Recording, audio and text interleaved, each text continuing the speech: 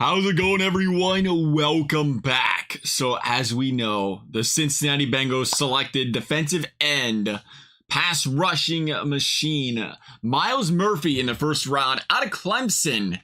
And we've heard Taylor, we've heard Anarumo give a little bit of thoughts and talk a little bit about what they expect out of this guy on the Cincinnati Bengals. They're already saying, hey, day one, we expect this guy to be taking snaps. We expect this guy to be on the football field. Is he going to be starting? That was a little bit alluded from. Sam Hubbard, Trey Hendrickson expected to take those roles, but there was more than open to saying, hey, this guy, we think we're going to find a way for him on the field, specifically in those third down passing downs where you want to get some pass rush on the quarterback. And I love it. I love that the Bengals are coming out and saying it right away this year. You know, we've had the years past like Dax Hill. It's like, is he gonna play day one? We kind of know he's not.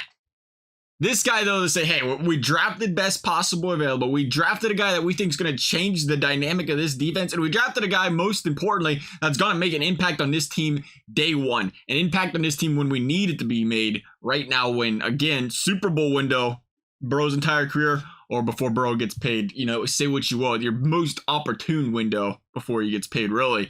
And I can't stop to think about the things that this guy can bring to the table for the Cincinnati Bengals. Now, first of all, obviously, again, you do have Hubbard, you have Henrickson.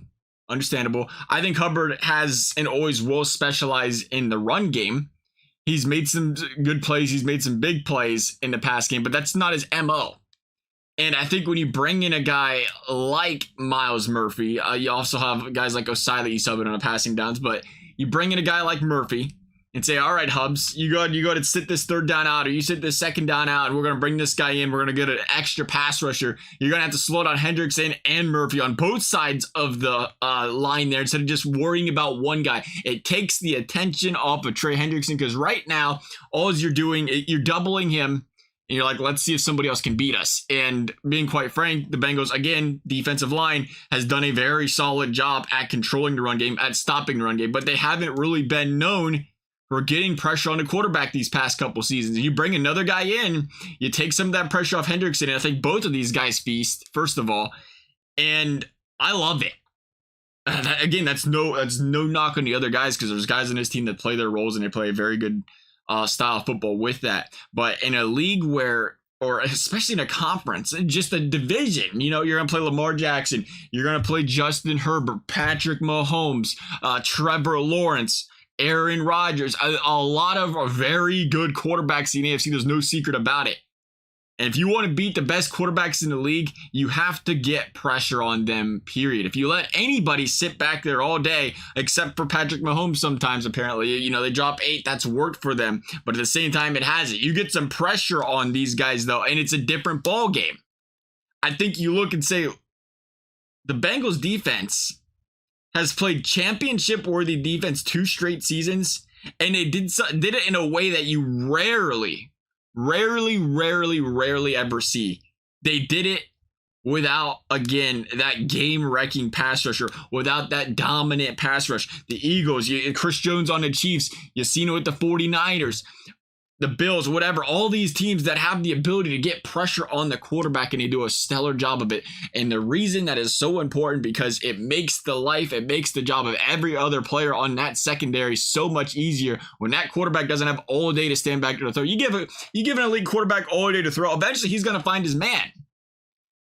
And somehow, again, you tip your cap off to Lou Anarumo and this defense where they found ways to make stops without getting a lot of pressure on a quarterback. And now you bring in a guy that's going to help this defense excel and elevate its pass rushing abilities. I think we're going to see this defense take a big step. And to think they was already playing championship caliber defense, to think they can make a bigger step, oh, that's a big deal. For a couple years to come, too. Again, Hendrickson's contract, 2 more years on it. Do you expect this guy to be 30 contract extension? I doubt it. It just usually doesn't happen for the Bengals, not a 31-year-old. But you look at a guy like this and say, that's the future. You start here. I think he's going to have such a big impact on his team. I think he does. I know a lot of people wanted the Michael Mayers or the offensive tackle, but I mean, you talk about an impact player right out the gate. A guy that can make this defense that much better. Put the pressure on opposing teams' quarterbacks. A great defense is a good offense, some will say. And I think the Bengals offense can figure it out. You know, you give this team a little bit of defense, a little bit of lead, a little bit of cushion, which the defense has done a really good job of. But hey, take that next step. You trust in your offensive line. You trust in these guys on the offensive side of the football to go out there and get the job done, grow and improve to build that chemistry. And they're going to be all right. I love this pickup. I do. I think it's going to be a great one for the Bengals. I think you're thinking towards the future. You don't want to lose some of your defensive line talent to this free agency, but you're also thinking towards the now where this guy can come in and play right now. And another thing, again, that we talked about, it's so important that you see out of some of these great defensive fronts is you can sub in 2-3 guys throughout the game, sometimes 4, and continue to get that same pass rush, continue to get that same performance. When you say, okay, we can take Hubbard, sit him down, or we can take Henrickson, sit him down, and we can bring over guys, get an Osai, or you get a Murphy in there and say, we still feel just as confident that our guys can get to the quarterback and get home.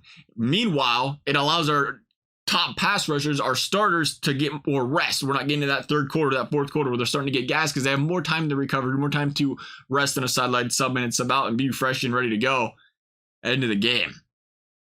And this guy's, again, his pass rushing abilities, it's going to be great. I think we're going to do good. I think the Bengals are going to do, we're officially a part of the team, I guess. Some people love when you say that. Some people not so much.